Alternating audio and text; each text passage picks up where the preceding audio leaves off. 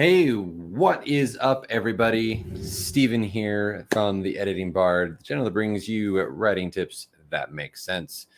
Today, I'm super excited to be giving you guys an update on the campaign for my book, in addition to also introducing you to one of the main characters of my book and giving the picture. Like I created this and all that good stuff. And so I am super duper excited about it. A couple of super big announcements in regards to the campaign that I'm particularly tickled pink about. So first and foremost, I've talked with the publisher, and everyone who pre-orders at the $39 price point, which includes like the shipping and all that kind of stuff. If we hit the $8,000 that I need to fully fund this publishing, then you all will get a free audio book. So when this audiobook is done and completed in April, you guys will get it for free. In addition to that, you will also get the digital book. So not only are you pre-ordering a signed copy, but you're also getting the audiobook and digital ebook. So if you guys have any inclination and if that's worth $39 to you, then I would definitely recommend checking out that campaign link below. That aside, we have raised 27% of the total amount needed to fund this publishing, which I'm just blown away at. Like the fact that that anybody has pre-ordered my book is just like amazing. It's just an incredible feeling. And so I thank all of you for your continued support in reposting, retweeting, sharing, all of the above. Like I seriously would not be able to do this without you guys, which is why I'm so excited to give back if we're able to hit that marker, the audiobook for you guys who are pre-ordering now, who are investing in me, in the book, in the series, in the characters, all of it. So just thank you all so much. We have 17 days left for the campaign. And it's kind of, it's like ebbed and flowed a little bit. I would say that definitely my stress level has gone up through the roof, but just trying to be consistent, keep you guys updated, let you guys know what's happening.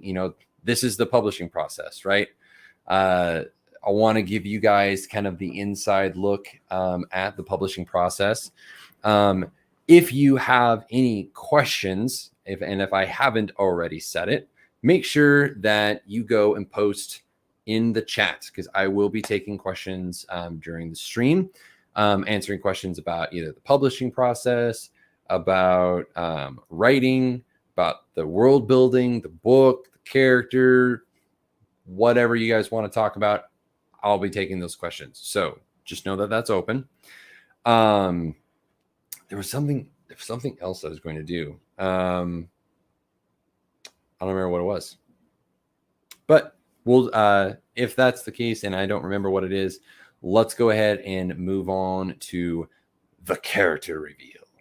So this is the main character that we see and are introduced to in the book right off the bat, chapter 1. And this character is, she bothered me at first because I couldn't quite pin her down with the character and what I wanted to try and like have her do in the story. So without any further ado, this is Trinia. So Trinia is the protagonist. She is 16 at the time of the start, at the start of this book, and she is one of the Air Gid. The Air Gid are known as the Silver Ones.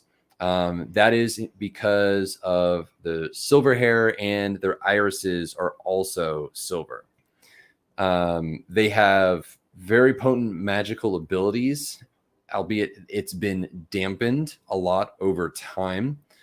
In terms of world building, the history, the Air Gid ruled an empire that was very vast.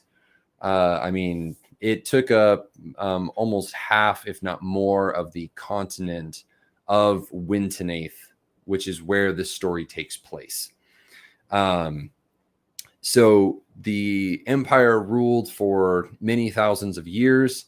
At the a few thousand years before the events of this book, they were led astray into child sacrifice, and it was because of that that God punished the empire for that, because I mean, it's killing kids, and that's not right. And so their empire slowly just kind of crumbled and withered down to dust. And with that, their magical abilities have also dampened. So they're proficient in illusion and other forms of magic. Each person, while they can share similar things, the innate ability for magic is something that everyone has. Some are just more proficient in it than others. The Air Gid are kind of one of those races that is more proficient. So the way that it works within the world is that everyone at the time of their 16th birthday has the awakening to whatever their magical ability is.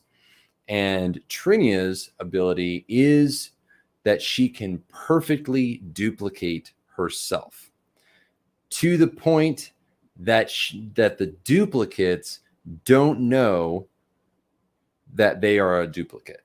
They think that they're the originals. So there's lots of fun things that happen in the book with that. I don't want to get too far into how it works, because it would give some spoilers away. The other thing is that with her character, I didn't start off writing with any sense of a plan for this book. It was very much just kind of pantsing it. And her character literally just kind of stumbled out onto the page. The opening chapters, which the backers of my book will get to read and see, because they get early access to either the full book or just portions of the book that I post in the group, depending on kind of what they want to do. The first chapter, like the opening sentence, is Trinia ran through the streets of the city as fast as her legs could carry her. Because her power essentially kind of spells the doom for her people under her father, Kadrin, who is just the worst. Kadrin is the chieftain in the city of Snow and Stars. That was the capital of the Air Gid Empire at its height. And so he rules from there, and his aspiration is to reunite all of the Air Gid and use Trinia's ability to duplicate herself to create an army large enough to retake the other kingdoms. She doesn't want to do that because she's not an awful person. Whereas Kadrin very much is. He has kind of ruled with an iron fist. He's kept her very isolated very closed off from the world. And it's because he's very manipulative and abusive. That is one of the main subjects that I tackle in this book, is the question of abuse and what it looks like. It's different than many other Christian fantasy novels in that way, is that it doesn't, Christian fantasy and Christian fiction in general tends to shy away from these types of questions because they're incredibly hard to try and get around without like sugarcoating it. And I don't sugarcoat it. You know, I tackle mental abuse, physical abuse, emotional abuse, verbal abuse, and sexual abuse in this book. And most of that will revolve around Trinia, although some of the other characters who you'll be introduced to over the next couple of weeks also kind of have those similar things that have happened to them. There's different forms of abuse at different levels depending on the character. Trinia kind of gets all of it. And it is to Trinia's character, I explored a lot of my own abuse, which if you guys haven't seen my testimony video, that video goes into a lot of detail about the abuse that I went through. And Trinia was kind of how I explored that. Because at the time that I was writing Trinia, it was wrestling with a lot of these very hard questions, trying to figure out how I was supposed to be processing them. And so I kind of poured all of that into Trinia to explore over the course of the story. And the way that's looked has changed from draft 1 to draft 2. She's much more rounded out.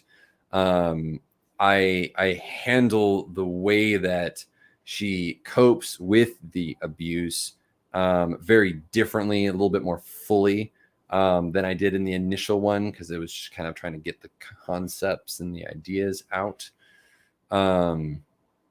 So with that, the abuse is one of the things that I try and tackle. Not so much in telling people like, hey, this abuse exists, because most people have been abused in some way. Not all, but many have. And it doesn't matter whether it was sexual, emotional, mental, verbal, or physical, that abuse still leaves a lingering effect or a sense of woundedness in our life. That is one of the things that I wanted to show, is the after effects of abuse, the emotional effects, how we deal with it through each of the characters. Each one has their own things, their own traumas that they're trying to process and wrestle through.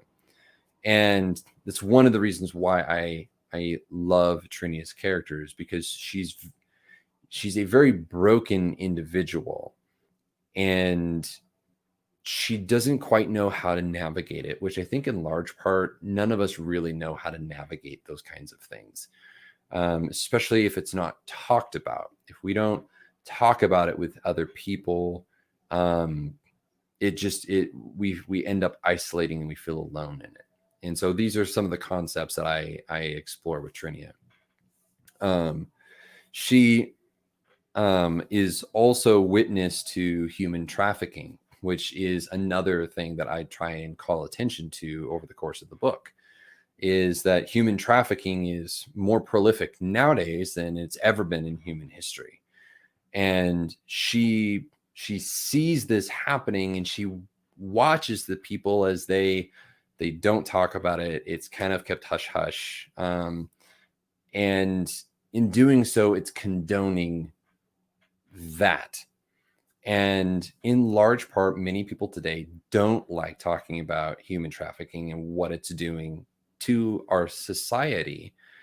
And that's one of the things I wanted to explore is like, how do we have conversation about that? How do we engage in conversation? So like, I'm going to be honing that in a little bit more than I did in the second draft. In this upcoming set of revisions, I really want to kind of dig into the social implications of that, which I'm super excited about, because I think it's going to be a lot better. The last part is this wrestling of, why does God let bad things happen? And Trinia asks that question throughout. Trinia is trying to figure out why a loving God would allow her to go through all of these things that she goes through. And I won't get into all of the details, but, I've already mentioned before that she's dealing with abuse. She's dealing with human trafficking. And I mean, that should tell you enough that, that she goes through a lot of really hard crap. And just to reiterate, if you guys have questions about the world building or about the character, feel free to comment, or even, comment down below. Like I'm happy to answer them. Minus spoilers, obviously. The question of why does God let bad things happen is one of the hardest topics that I've probably ever tried to explore. And it's a question that I've asked myself for years. Again, kind of touching back on when I gave my testimony, I did a live stream on it, and I shared with you guys about the abuses that I've been through. With, my grandfather sexually abusing me. There was verbal and mental abuse, physical abuse. A lot of that stemmed from him. But these things I looked back on and I was like, God, why would you allow these things to happen to me? I was 4, from 4 to 13, I was going through this abuse. And then from 13 to 25, I was wrestling with pornography. So it was difficult to wrestle with that, to answer that. And I got into recovery and I got some therapy for a lot of those things. And just last year, I kind of had this answer come to me while I was kind of wrestling with the second draft.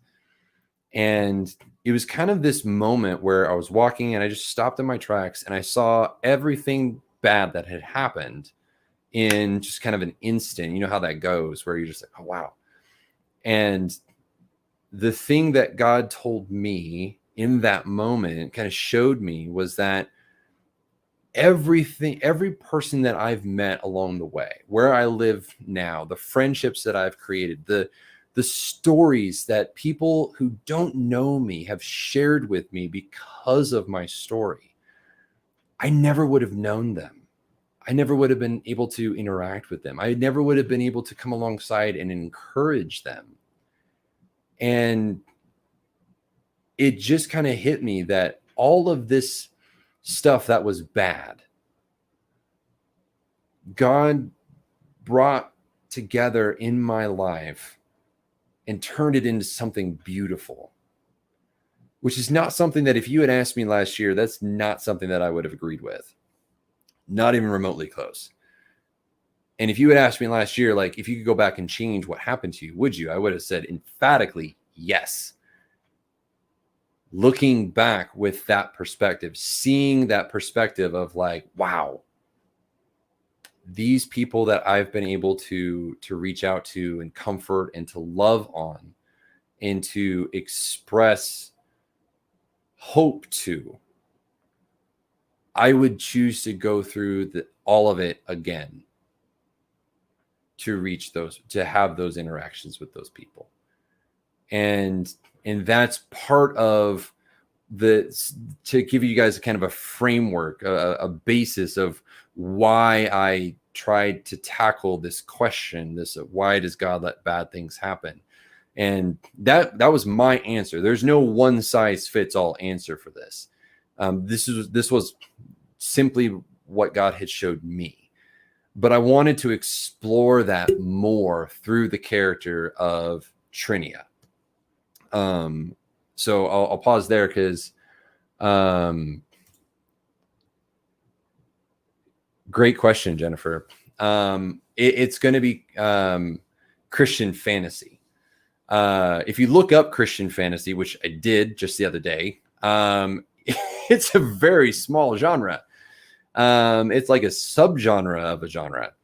And I'm being a little facetious when I say like 80 to 90% of Christian fiction is like Christian romance or Amish romance. It's not too far off, I don't think. But Christian fantasy is something that I'm actually very passionate about trying to build up a little bit. So like, the City of Snow and Stars is kind of a combination of Narnia meets Tolkien. Not nearly to the level, like I've not built linguistics and languages and all this kind of stuff into it. But I'm going with Christian fiction, Christian fantasy. And I don't preach to anybody in this book. The characters that have interactions with God are not because someone told them about him. It's because he met them where they were at. In fact, I go out of my way to do kind of the opposite. The main character, the other main character, the main protagonist, Udar, who I'm going to be introducing next week. He hates Trinia. He follows God. He knows God. But he's been running from God, and he wants nothing to do with her. He loathes Trinia and everything that Trinia stands for. And I'll go into some of the details of why next week. But he actually doesn't want her to know God and to follow him. He wants to be allowed to hate her. And in spite of that, God finds and meets Trinia where she's at, and loves her and shows her love. And it's a beautiful moment that it's one of the moments I'm actually going to share with the backers of the book, because it's one of my favorites. But yeah, I've thought about it. I've thought about wrestling, and I've wrestled with, do I market it as Christian fiction, Christian fantasy, or just as fantasy? And I honestly think I would probably sell more if I just went with fantasy. I truly believe that if I went with just fantasy, I would probably have sold more books by now, pre-sold more books by now. Putting Christian on anything in today's culture is, you got a 50-50 chance of it just not going well. And my goal as a Christian and as a Christian author is not to preach to people. I don't want to preach at people. What I want to do is I want to explore hard concepts that I've wrestled with as a Christian. The concept of, why does God let bad things happen? Why did he let me be abused? Why is human trafficking so prolific nowadays? Why do these things happen? These are the types of things that I want to know and I want to explore. And the reason I label it Christian fantasy is because God is an integral part of it. because the characters interact directly with God over the course of the story. Trinia, Trinia does, Udar does, most of the characters do.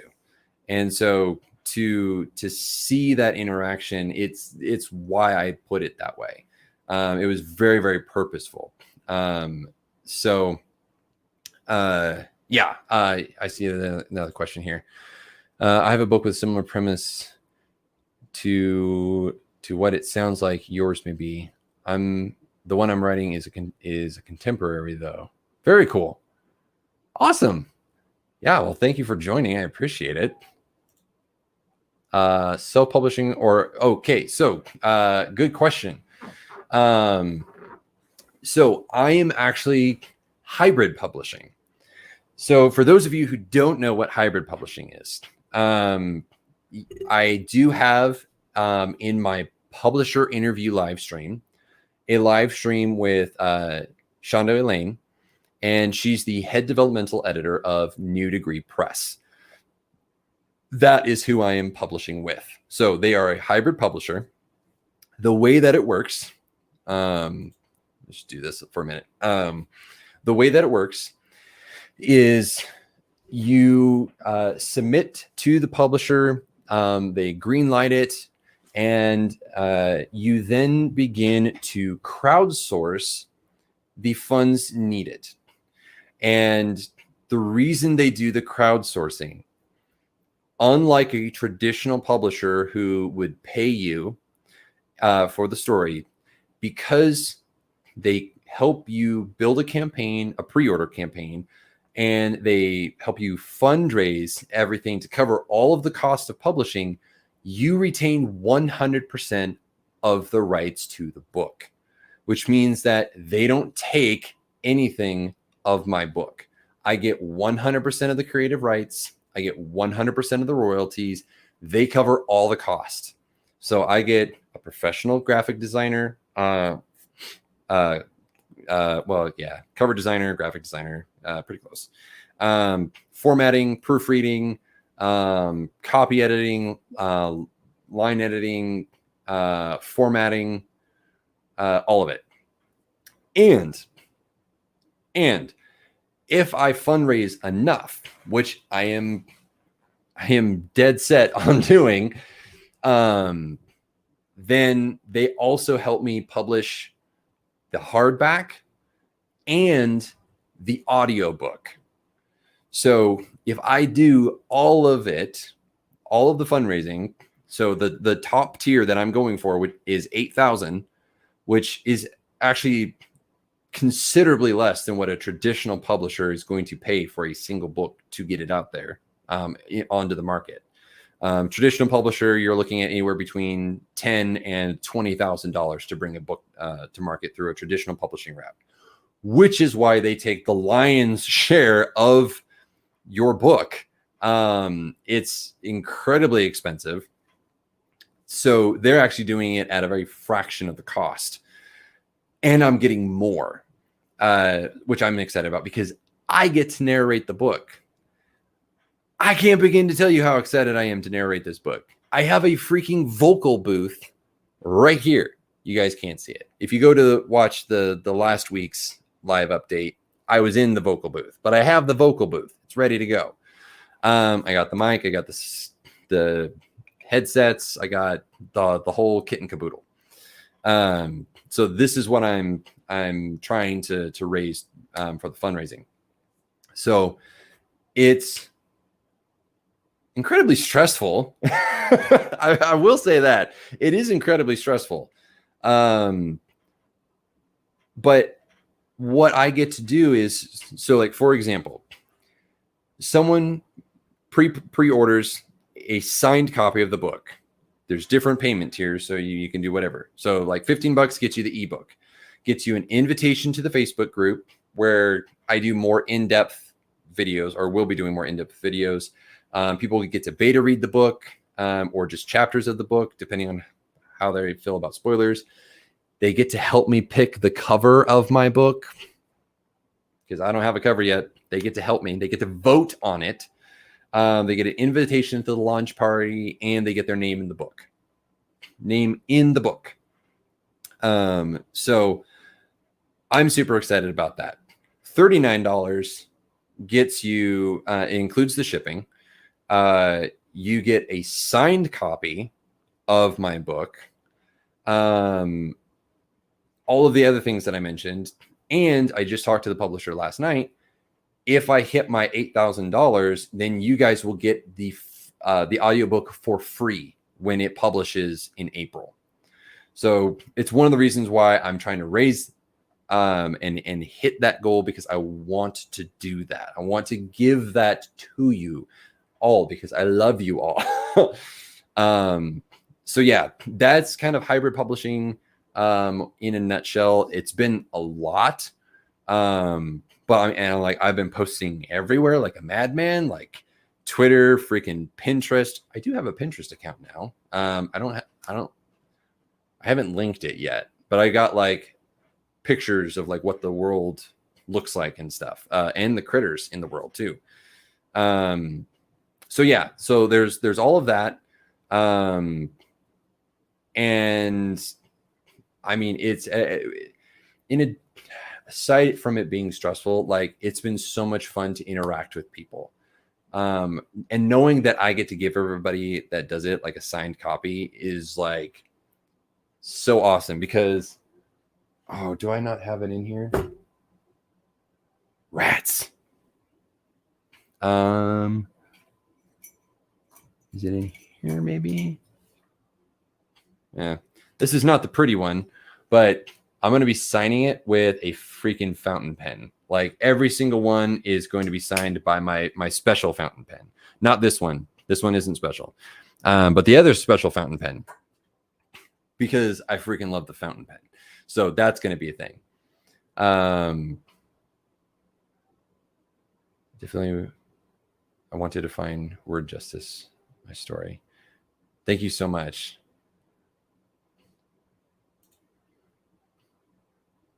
Yeah. Yeah. I didn't know about New Degree until last year when I started freelancing with them as a developmental editor. And I watched several of my students, which the orange and blue books back here were my students. So my name's in that book because I pre-ordered it. That's the soft cover version. Watching them go through this process, interact with the readers, all that kind of stuff, I was like, I want in on this. I want to do this for my book. I want people to invest in this book, to watch, to go with me through the process of publishing, because you don't really get that, right? Like to walk with someone through the publishing process, you don't typically get that. And that's what I wanted to experience with everybody. Because I've worked for a very long time to get to this point, like 14 years. And it's just the last year and a half that I've worked on The City of Snow and Stars. So to finally get this published, and this is book 1 of 12 in the lineup. So they'll be broken down into trilogies, but there will be a total of 4 trilogies over, I mean, who knows how many years at this point. The world might implode tomorrow for all I know. But like my hope is that if I get book 1 published this year, I will get book 1 published this year. That it will happen. That next year I'll actually be able to go through one of their full courses and write full time and have a book a year, if not a little bit more. So that's my goal. I'm keeping my fingers crossed there, and obviously like keeping you guys updated on stuff. But yeah, New Degree Press is absolutely fantastic. I've had people come at me and attack me for doing this and saying that it's a vanity publisher because I put down a deposit. I put down a deposit to cover the cost of my campaign. And I've already made back more than what I've earned or what I gave. And if I hit the 6,000 mark, which is like so there's 3 tiers. There's 5,000, which is paperback and ebook, 6,000, which is paperback, ebook, hardback, and then 8,000, which is paperback, ebook, hardback, audiobook. If I hit the 6, I get my money back. So I don't know what the problem is, but they were freaking out and losing their minds. And I mean, seriously, like if it was a vanity press, if I didn't feel comfortable, if I knew that I was working for a vanity press, like I wouldn't be there. I wouldn't be going through this process. I'd be trying to self-publish. But $500 for a deposit that I get back if I fundraise enough. Yeah, of course I'm going to do that. I've been working with my my marketing and revisions editor for a couple of weeks now, and she's fantastic. And because I've been doing a lot of this stuff, she's kind of like, well, I don't know what more to tell you. Like you're doing it. And I was like, I know, I have issues. I'm very got to get it done. But I mean, she's been fantastic. She's been giving me tips. She's following up with me. She's like, how's it going? Here's where we're at with the campaign. And we brainstorm during our weekly calls. Be like, okay, so how are we going to do this? What do we need to change? We've kind of had a lull. Why? Brainstorming it out, talking through it. I mean, she's doing for me what I do for my students, which is pulling them back from the emotional precipice from which we are about to fling ourselves off. So like, they are fantastic. I wouldn't be bragging about them and I wouldn't be talking about them if I didn't trust them. And so like, if anybody wants to attack me for it, come at me, bro. Like I will beat you. Anyway, that's off topic. Do you come on camera? There we go. Do you guys have any other questions? Like I'm open to questions. Questions about the publishing, the process, the character, about Trinia, about the world. I mean, I got Campfire Pro, which y'all, if you haven't gotten Campfire Pro, I highly recommend checking it out. It's awesome. I got the world building pack, and I've been like building the characters, the profiles. I mean, like all of it. It's awesome. So I'll give a little bit of detail on the world building. The world itself is approximately 7,000 to 8,000 years old. I'm still kind of nailing down some of the timeline issues that I have, but it's approximately that old. The magic at this point has kind of diminished over time, and so not a lot of people are actively using the magic. So, good question. What is the process like for publishing? So, to start off, once you've submitted your book, you start immediately trying to get your campaign going. So you're filling out your Indiegogo campaign page information. And let me give you guys an example. Gosh dang it. I keep hitting the wrong buttons. Share screen. Okay. Hopefully. Yeah. There. Okay. So this is my campaign page. So here I have to keep bouncing around between the screens. Okay, there we go. So they help you get like this information. So like your tagline. So here's my tagline. So I did this with the help of some of my writer friends. So like, how far would you go to outrun your future? to no longer be broken, and then publishing in December. You can see like I got 39 backers. They help you build a promo video. I won't play the whole video, but if you're interested, like the campaign link that's down below will take you here, and it'll give a lot more detail about the campaign, what I'm doing, all that kind of stuff. Then they have you like, okay, build out your copy, your campaign copy. And so they have a template that you go through and you kind of fill out. So I filled out all of this, the summary. So the summary for my book is a blessing or a curse. Trinia wakes up on her 16th birthday to find she can duplicate herself in mind and body, and the implications of her power spells doom for her people. Her power-hungry father, Chieftain Kadrin, plans to use her gifts to create an army large enough to conquer the world, starting with her people. She goes on the run to seek out someone, anyone who she can stand with to fight against him.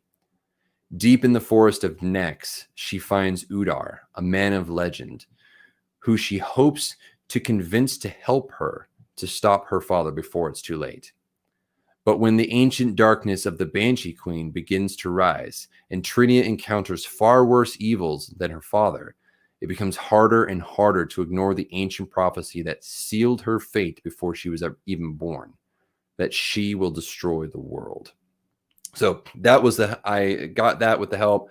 But like all of this, most of this was here already. I got my author bio. Oh, I did link my Pinterest. It's down here. The risks and challenges, other ways you can help, all that kind of stuff. They also have templates for like the different perks. So if you go and you click on a perk, you can all of this they already have ready for you. So you can see like what all you. Oh no, I hit the button. Go back. I don't want to buy my own book. It's frowned upon by Indiegogo if you do that. So, but yeah, so like the different allegiances that's terminology that I used for my book. I added a full color map one to this one. And so like I'm building a full color map using WonderDraft. So, I mean, it goes up to like $100. And the more that you go up, the more books you get. And then this one, like Champion of Wintonaith, you get like 25 signed copies. You get an authored book talk with like me and your friends, like all this kind of stuff. Like it's craziness. But they have all of this stuff built for you. And so, I mean, really, it's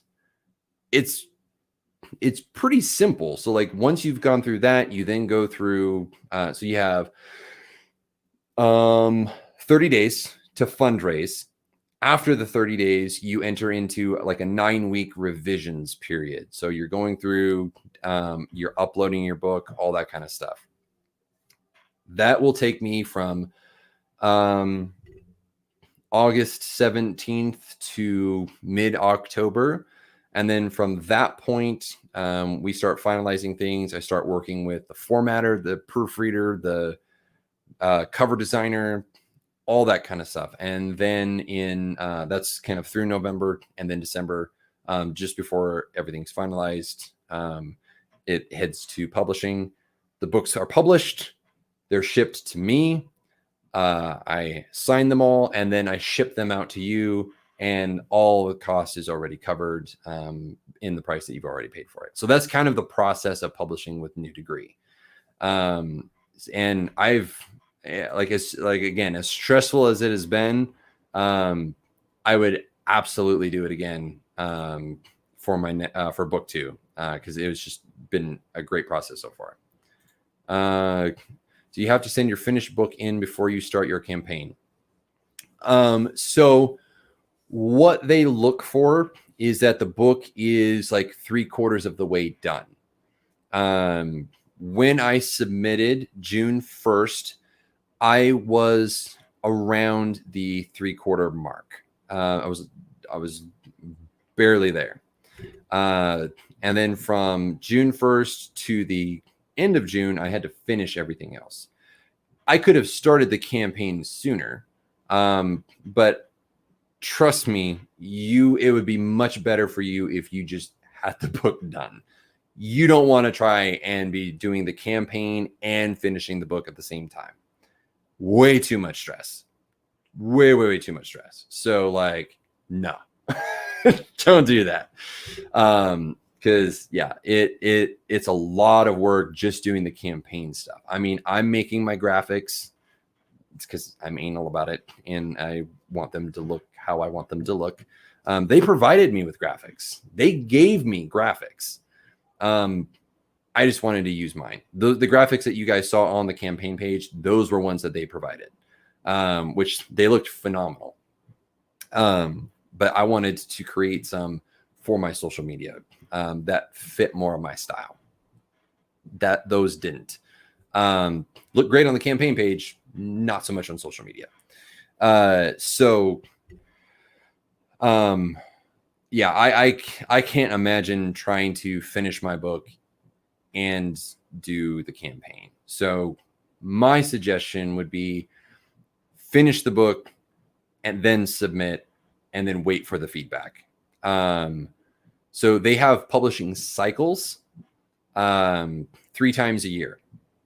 Now you can submit at different times. But so like the next publishing cycle or submission cycle moving into publishing will be in October.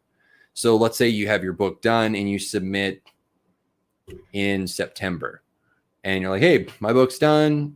I'd love to publish with you, yada, yada. And you talk with Brian Beese about it. That would be the way to go. You want to try and catch it because they have a partner program that they work with. That's the program that I edit for. And they have like some 400 students going through that program. Out of that, they're probably going to have 25 to 50% complete and move on to publishing. So you're looking at a fair number of students moving on into the publishing and all submitting it mid-October or end of October, excuse me. So getting your manuscript in sooner definitely benefits you. So otherwise you're back of the bus because these students are a part of the program and this is how it's set up. But yeah, so not necessary, but you're going to need at least 3/4 of the book done for it to be considered before moving on. What happens if I don't raise the 8,000? So if I don't raise the 8,000, I don't get an audiobook.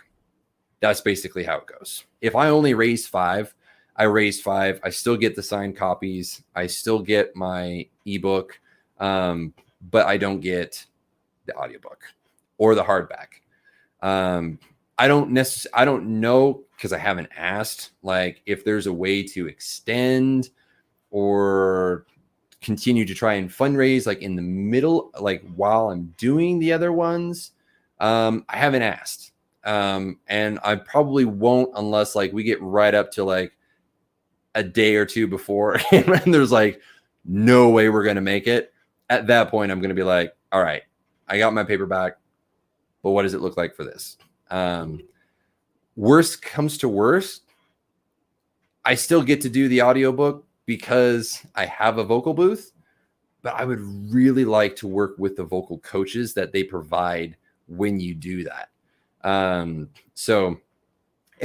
other one is that I don't get my deposit back.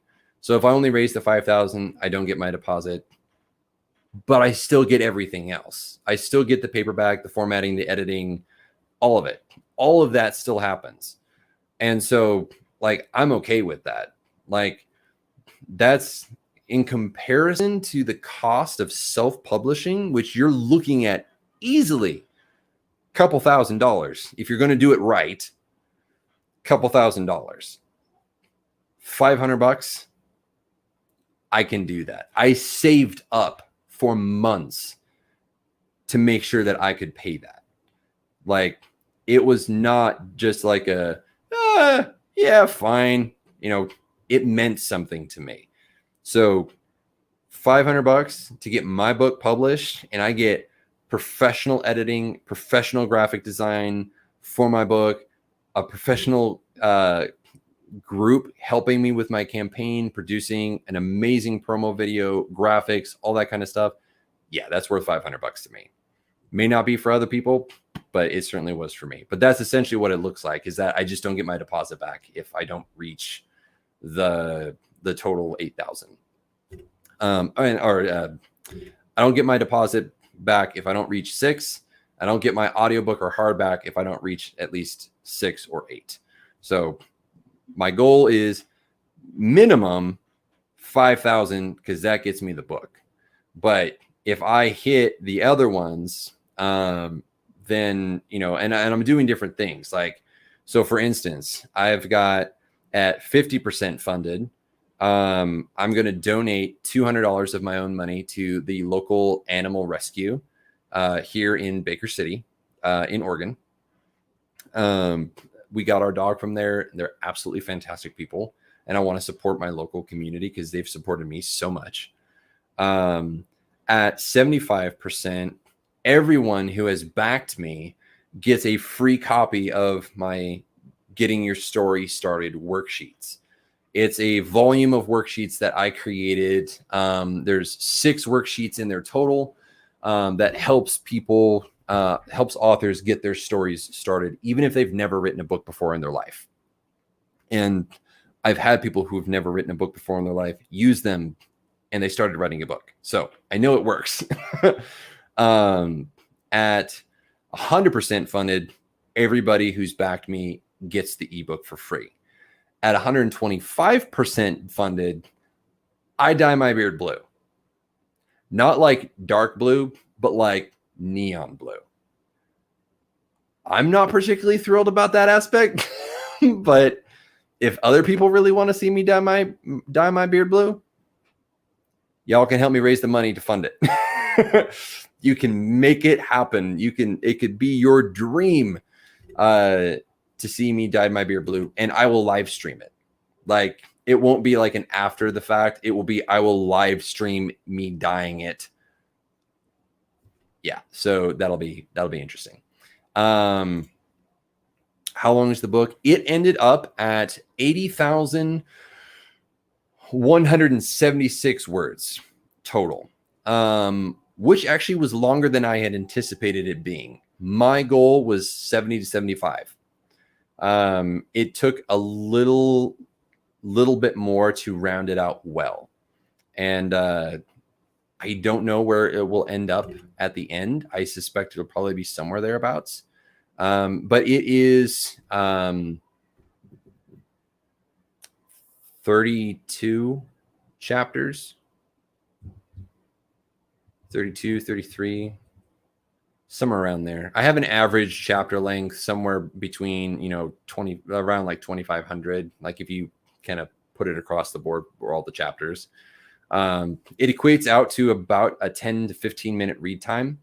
So, you can binge the book. I created it that way on purpose. Like, I literally want you guys to pass out from exhaustion from reading it, because you can't put the book down, because it has a kind of thriller type pace to it. But I designed it to be bingeable, and where you can sit down on a 10-minute break and read a chapter. So, but that's what it ended up at currently. You won't be on the hook? No, nope, not on the hook financially for anything. I could choose to fund it myself the rest of the way.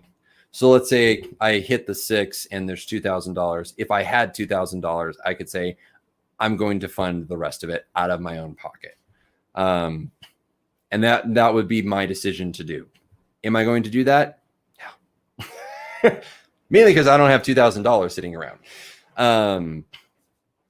So if I chose to fund the rest of it, that option is available, but I'm not on the hook financially. The only thing that that I'm on the hook for is my initial deposit. That's it. And if I don't meet my fundraising goal, then there's a potential that I can extend which means that my publishing date will get pushed back. And it'll probably be in April versus in December. So I would rather not wait that long for the book. But if I don't fundraise it, that would be the other thing, is that it would simply push back my publication date.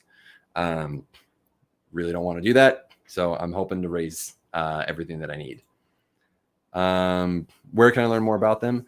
So the first thing that I would recommend is in my videos. It's under the playlist publisher interviews. Interviews with publishers, interview with publisher. One of those. It's one of those. But it's under my playlist. And it's a publisher interview with Shonda Elaine. And she goes into detail about not only the different types of publishing, but how New Degree actually kind of does it. And it's more in depth. It was like an hour-long interview with her. Shanda's just absolutely fantastic. I love working with her. Then you can go to, I think it's newdegreepress.com. I think it's newdegreepress.com. And they have lots more information.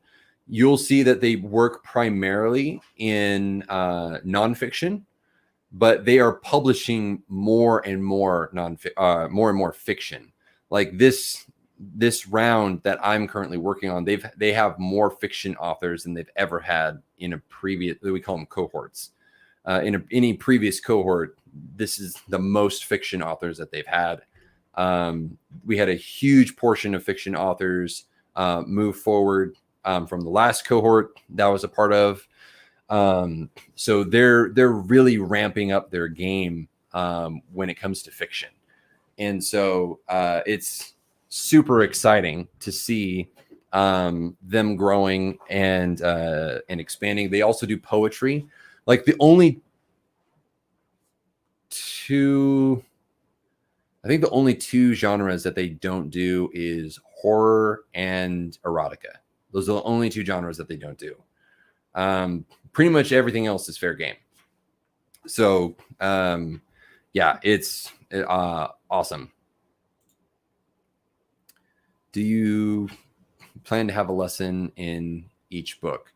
Are you talking about the worksheets or like the book, the City of Stone and Stars, that one?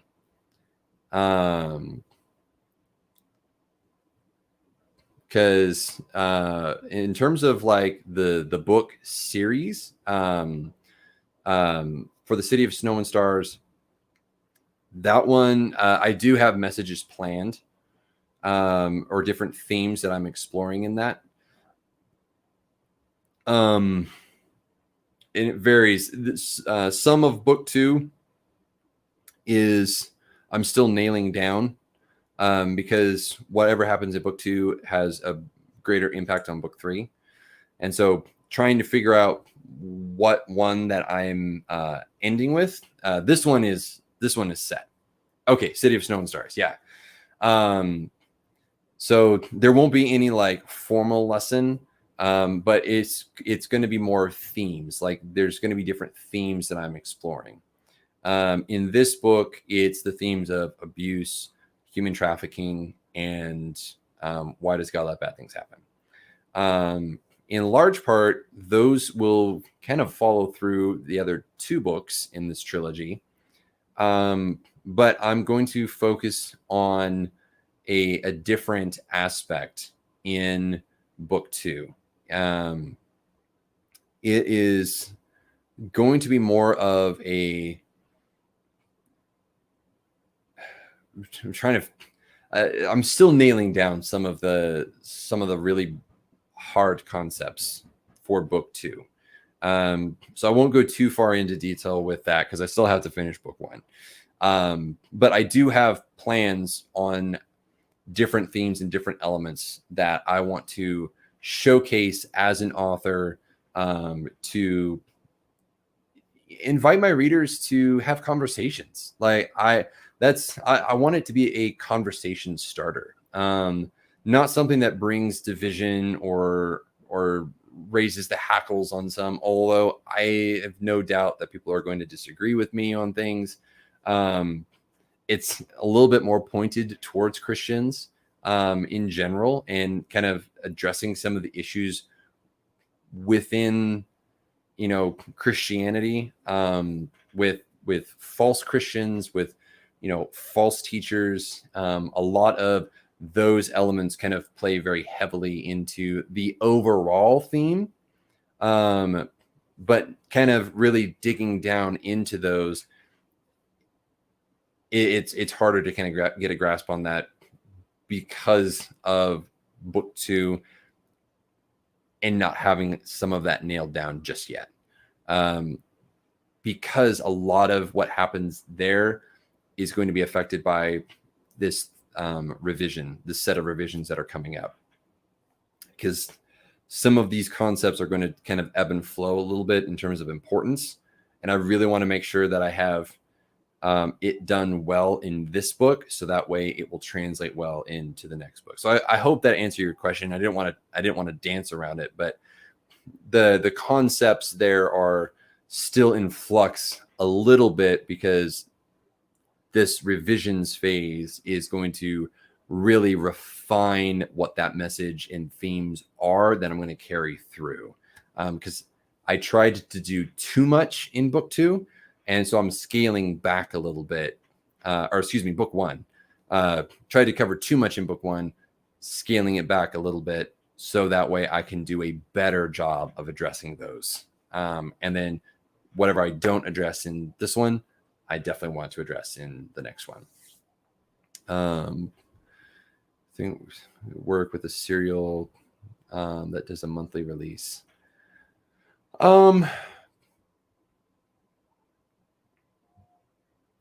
I might do something like that later on. That's not been like my goal, as like my publishing goal. I really wanted to hone in on doing a traditional style book, and keeping it in that. I do have Wattpad, and so like I'm familiar with like updating on Wattpad and doing stuff like that. And but I haven't done, I don't plan to do anything like that with this series.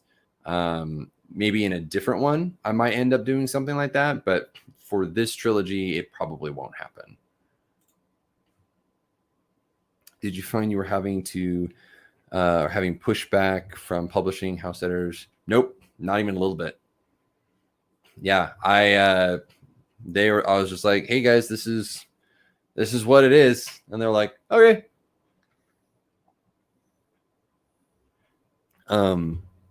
Yeah, I didn't run into a single issue about it.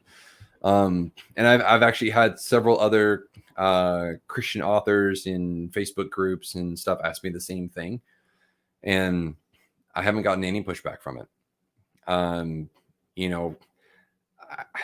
They are incredibly open to what they publish. I mean, obviously, like, it has to be publishable.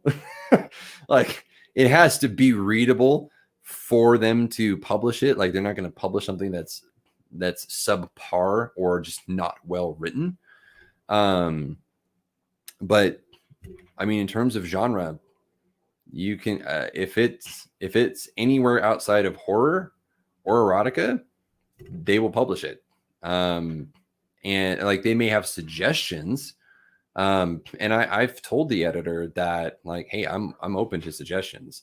Some things that I won't move on. Like, I had a talk with her today about, like, I'm pretty sure the reason why my book probably hasn't pre-sold as well as others who are doing the same type of fantasy type stuff is because Christian is in the name of it. And that's not something that I'm willing to compromise on. Like, I'm not going to compromise that, because Christians need good fantasy books too. And if you Google Christian fantasy, like, 300 books will pop up under that. Like, I'm not even kidding. Like it was less than 400. So it was like 383 or something like that. That's it. Everything else is contemporary romance, nonfiction. I mean, fantasy, I don't even know if there's Christian sci-fi. Like, I have no idea. But like, I want to, that's what I want my book to be known for, is it tackles hard things. It tackles things that other Christian books don't tackle and they shy away from, simply because it's not as marketable. I honestly don't think that my book would be picked up by a Christian publisher, because of the sexual abuse and the hard concepts that I'm tackling. Not for a lack of them thinking that it's wrong, but because it's harder to market. It's easier to market an Amish romance than it's going to be like, hey, read a Christian YA that tackles hard concepts like sexual abuse and human trafficking and why does God let bad things happen? Like, I'm pretty sure that I would have gotten a lot more pushback from a Christian publishing house. And so even though New Degree isn't a Christian publishing house, the fact that they're like, yeah, we'll do it. We'll open it up. We'll publish your book. Was really encouraging, because I don't think I probably would have gotten that anywhere. I think I would have had to change a lot of the story and remove some of that stuff. And I'm simply not willing to do that. I would much rather, like, I hope I raise at least enough to publish the book to give back to everyone who has supported me thus far. But I won't compromise on why I'm writing what I'm writing. And I won't compromise on the fact that it is Christian fiction. It's Christian fantasy, because I don't see a lot of well-written Christian fantasy. Like the ones that I have over here, by Brian Davis, that's middle grade to YA.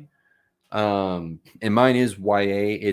It probably pushes more the boundaries of like a new adult.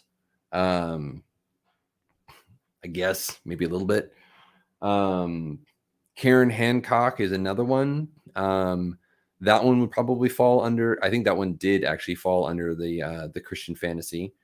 But I mean, other than that, The Restorer and The Restorer's Son by, I think it's Sharon Hink.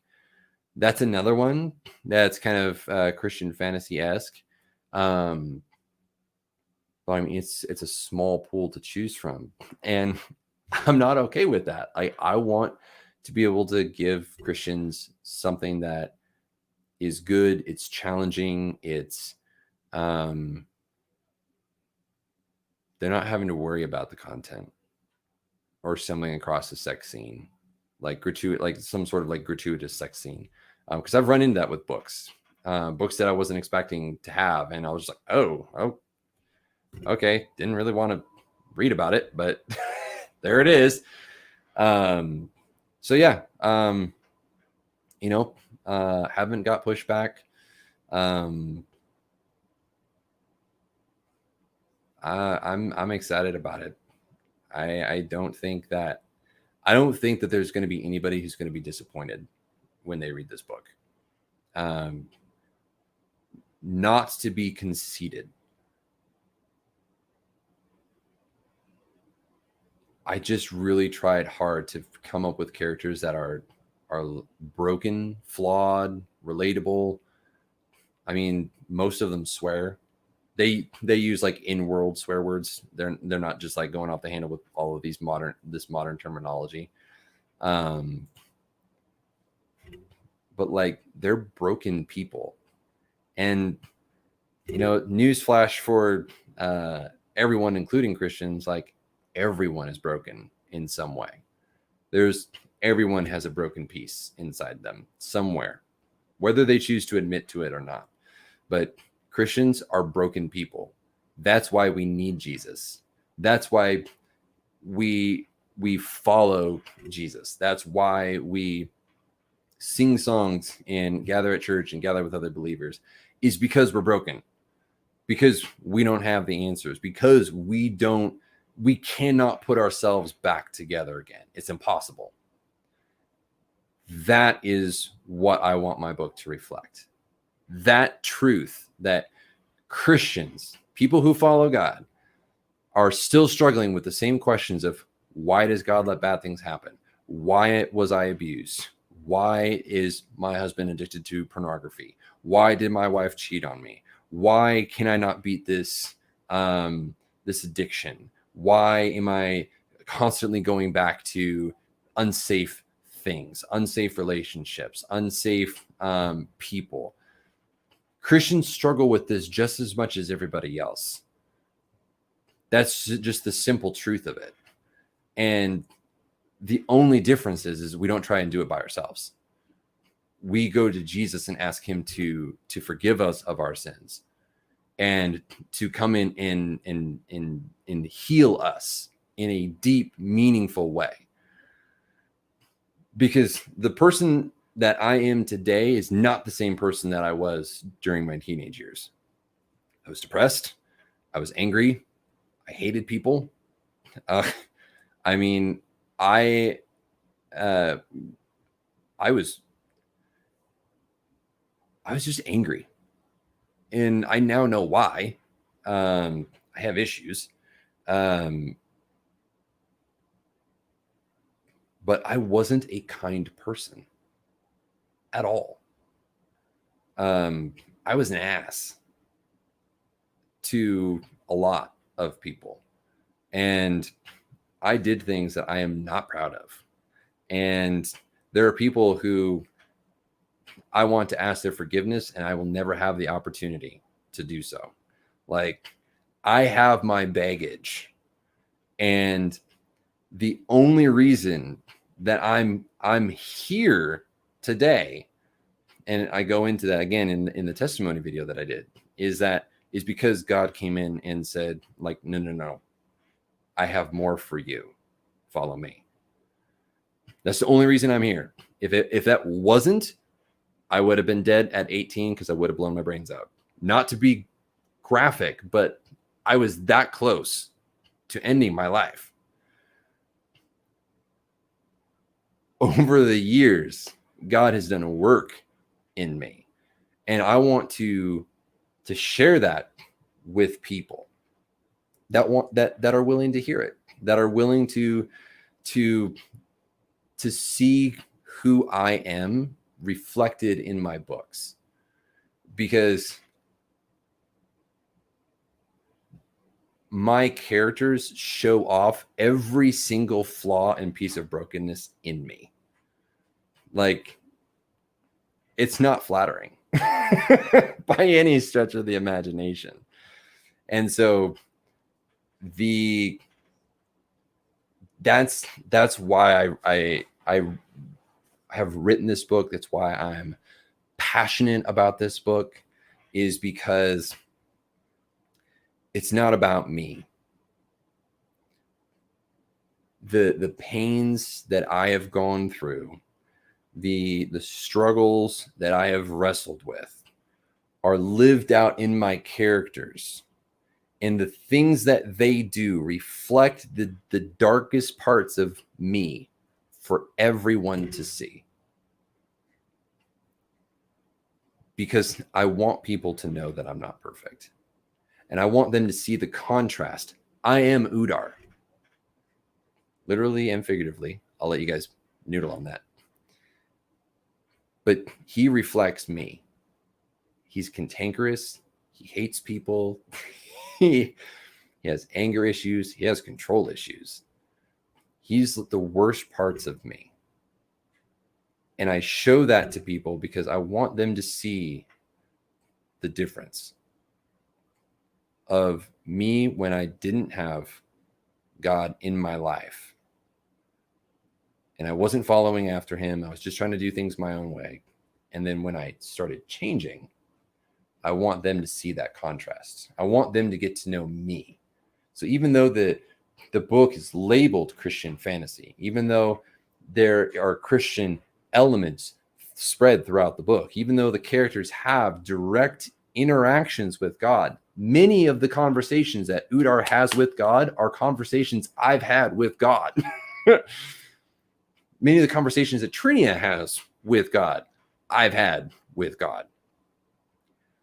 And I want people to see my doubts played out through the lives of my characters, so that way they can see me. And that hopefully, in doing so, they will see God's grace on me. That they will see Jesus's love through me, in me, in what I do and how I write and how I talk to people and interact with people. That's what I want people to see. That's why I won't compromise on calling it a Christian fantasy, on labeling it that. But that's what my hope is that's my hope for the book. And honestly, if it only gets published and I struggle with this every single day, but if I only get the paperback published and it gets into the hands of those readers and I'm able to thank them for their support, if out of all of that, one person reads it and their lives are touched by what the characters have gone through, and they are able to see me in that and see like, wow, that's a change, that's a difference, and it impacts their life in a positive way, honestly, I could never sell another book and I'd be happy. I'd be perfectly content. I wouldn't know. I wouldn't know whether it did or not, but I would be content knowing that possibility is out there. I would be content 100%. And I would write the next book. And if it only touched one person's life, I'd still be content. That's where I'm at. That's, writing is that important and that special to me. I see you guys commenting. I gotta get caught up. Thank you. I get excited and I get very passionate when I talk about it, especially the meaning behind it for me. I appreciate you guys listening. That's an excellent question, and one that I have wrestled with. A lot of people, I think, will probably disagree with me. But I know Christians who swear like sailors. It's not an excuse. I'm just as bad. I struggle with it. When I get stressed and anxious, I will drop F-bombs constantly. And I really try not to. The reason I let the characters do that is because they are flawed. Just as I am flawed. Just as the people that I know who are Christians who are like, and they will be the ones that are like, you shouldn't swear, and then they will go and curse. I try my best on any given day to not curse and swear. I really try. I fail, but I continue to try. And the thing with these characters is that it wouldn't work if they weren't. Because their brokenness is why they do it. It's a coping mechanism. They swear because they're coping. That's why I swear. I swear because I'm coping with things that are outside of my control. Trying to fundraise $8,000 and then having people actually pay, way outside my control. all I can do is post.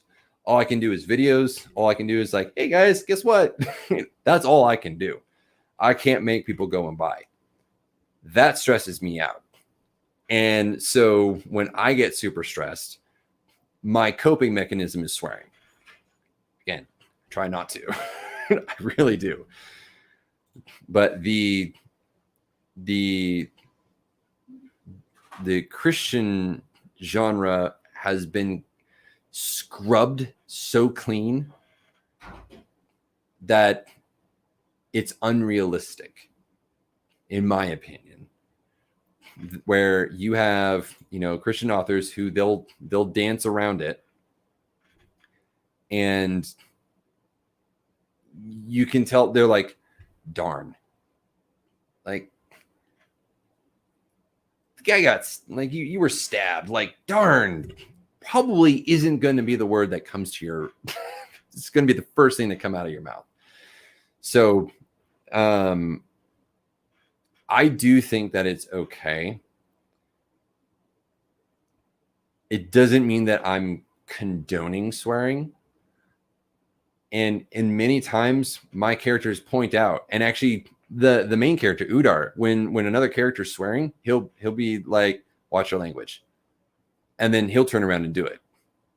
And it's kind of it's not a running joke, but it's one of the running themes where they're constantly reminding each other, like, language, like, bro, you got to watch it, because that's what's real. I'm going to be telling people who are Christian, be like, dude, you gotta rein that in a little bit. And when I'm talking with my friends and I start going off the handle and they're like, whoa, Steven, like, come on, dude, like, tone it back. Like, it's not necessary. And I have to check myself. And I reflect that in the characters. They're constantly checking themselves because they're not perfect. But it was one of those things where I was like, I'm not going to scrub this clean. I'm going to show a realistic version of a Christian. Like, Christians swear. I know lots of Christians who swear. That doesn't mean that we should, but we do. Because we're broken, we're flawed, and we have issues. So I wanted to show realistic people and portray them in a way that is human, while still calling attention to the fact that they really shouldn't be doing that. And they're trying to encourage each other to not.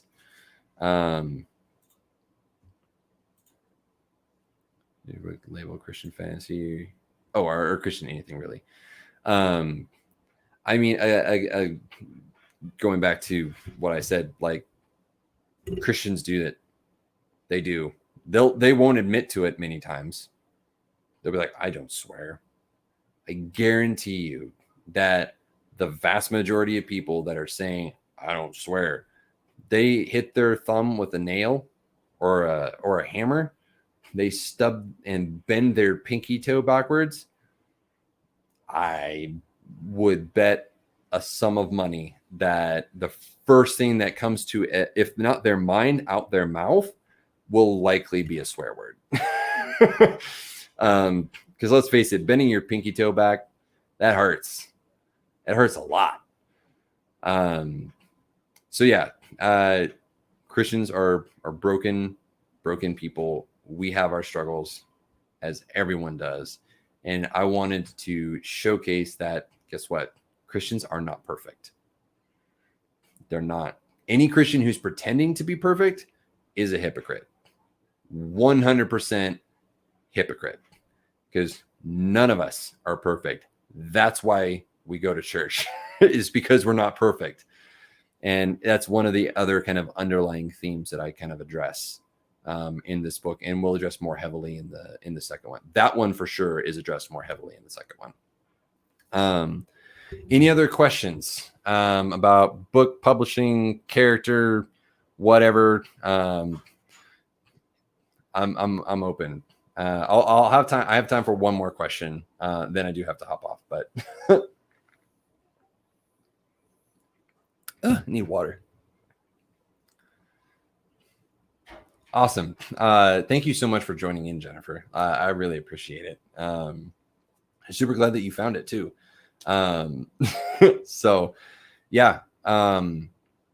Anybody have one last question? I have time to address one more before I head out.